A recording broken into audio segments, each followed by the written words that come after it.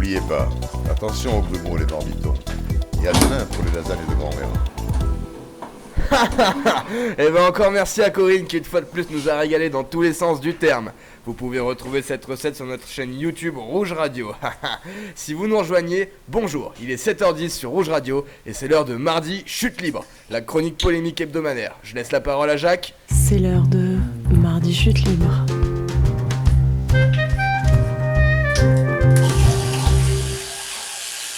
Bonjour Jacques. Salut Michel.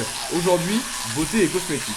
En effet, on va parler des tests in vivo faits sur les animaux dans les laboratoires de vos marques préférées.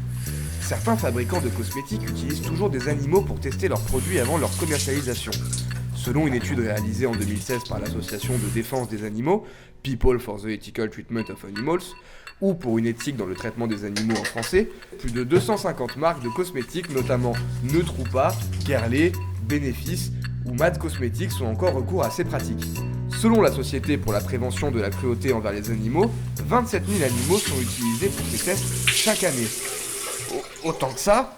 Malheureusement oui mon cher Michel, et c'est pourquoi en 2013, le règlement cosmétique européen a officiellement interdit les tests animaux des produits finis et de leurs ingrédients. L'Inde, Israël et la Norvège ont fait de même l'année suivante. Et en 2015, la Nouvelle-Zélande et le Canada ont instauré de nouvelles lois et fait des propositions visant à bannir ces pratiques.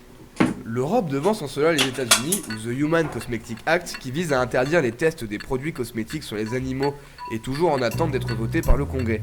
Ces expérimentations sont cruelles. Il arrive que des produits chimiques soient versés dans les yeux des lapins ou appliqués sur leur peau rasée. Je sais pas si vous vous rendez compte, Michel. Des souris et des cobayes sont utilisés pour déterminer les pathologies susceptibles d'être créées par une substance, un processus qui peut nécessiter un gavage forcé, une exposition cutanée ou des inhalations. Les défenseurs des tests animaux in vivo ont toujours soutenu qu'il n'est pas encore possible d'arrêter complètement ce type de test. Selon eux, l'expérimentation animale reste le meilleur moyen pour mesurer les effets des substances potentiellement nocives contenues dans les cosmétiques. En particulier pour évaluer la toxicité de doses répétées ou la toxicité des cosmétiques pour la reproduction. Ces gens-là me dégoûtent. D'un point de vue scientifique, il faut aussi bien noter que les tests effectués sur les animaux n'apportent que des données estimatives qui ne permettent pas de prédire à coup sûr la toxicité.